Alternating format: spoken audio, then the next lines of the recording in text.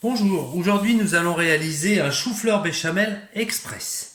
Pour ce faire, il nous faut un chou-fleur. Il nous faut 1 litre de lait, donc là je l'ai déjà mis dans une casserole.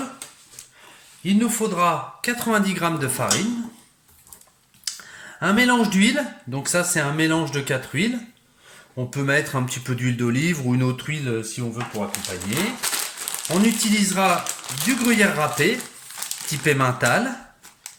Et en assaisonnement, il nous faudra du sel, du poivre et de la muscade. Pour commencer, je vais mettre mon lait à bouillir. Je vais éplucher et laver mon chou-fleur. Donc hop, déjà je commence par l'éplucher. Donc j'enlève, bien là, j'enlève tout le milieu. J'enlève toutes ces feuilles. Maintenant, je vais sortir tous les bouquets. Je le mets direct dans la passoire.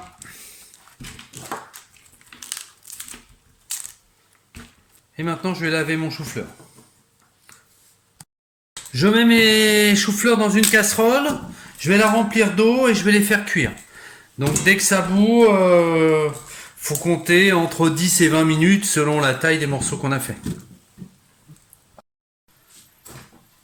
Pendant ce temps-là, je vais faire un ratable. Donc au lieu de faire du beurre qu'on fait fondre où on agite la farine, donc là je vais prendre ma farine et je vais rajouter de l'huile dedans.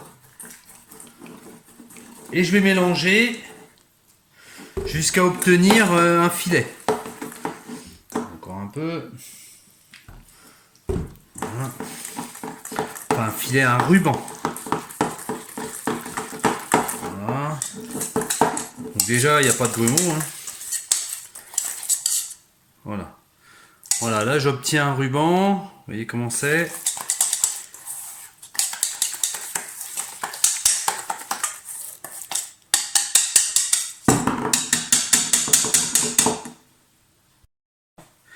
Et là, pour 90 g de farine, j'ai mis 50 g d'huile.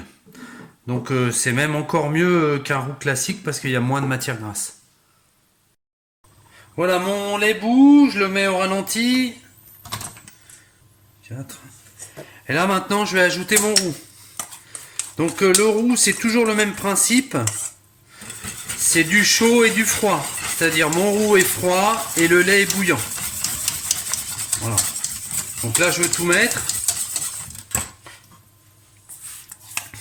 Donc à l'aide d'une maryse, je récupère le reste.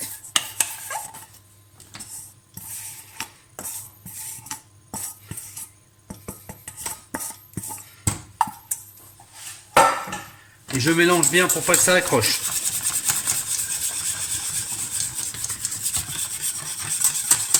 Voilà, donc là j'ai réalisé un roux à 90 g. Donc à 90 g, ça fait un roux assez liquide.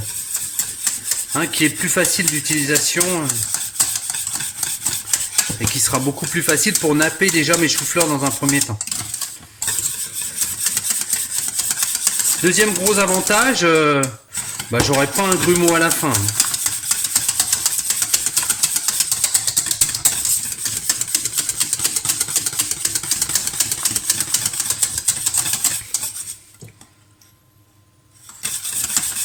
Donc maintenant mon roux, une fois qu'il bout, il faut qu'il bout au moins 5 minutes.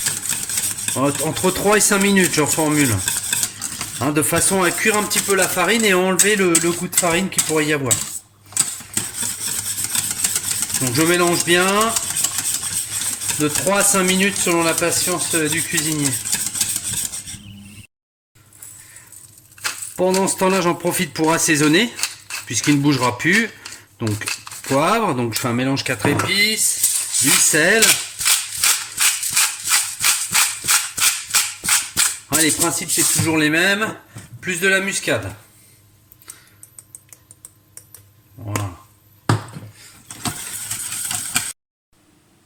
Donc ça y est, mes choux-fleurs sont cuits, ça a été un tout petit peu plus long, enfin un tout petit peu plus long.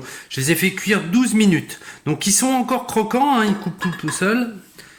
Mais ils sont encore croquants. Si les morceaux sont un peu gros, je les recoupe. Hein, l'idée, c'est de répartir ça dans les plats que j'ai. Alors, j'ai garni mes petits plats. Maintenant, je vais rajouter ma béchamel. Hop.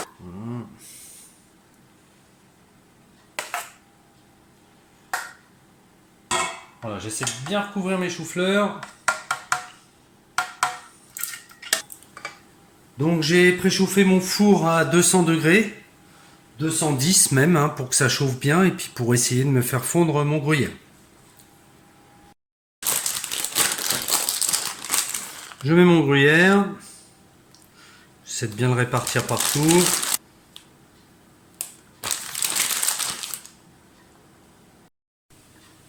Je vais le mettre au four à 210 degrés. Pour le temps de cuisson, je vais me fier à la coloration. Au bout d'un quart d'heure, je commencerai à regarder comment il est. Et ce qui m'intéresse, c'est une belle couleur dorée. Donc on a fait 17 minutes de cuisson. Donc mes choux-fleurs sont cuits et gratinés.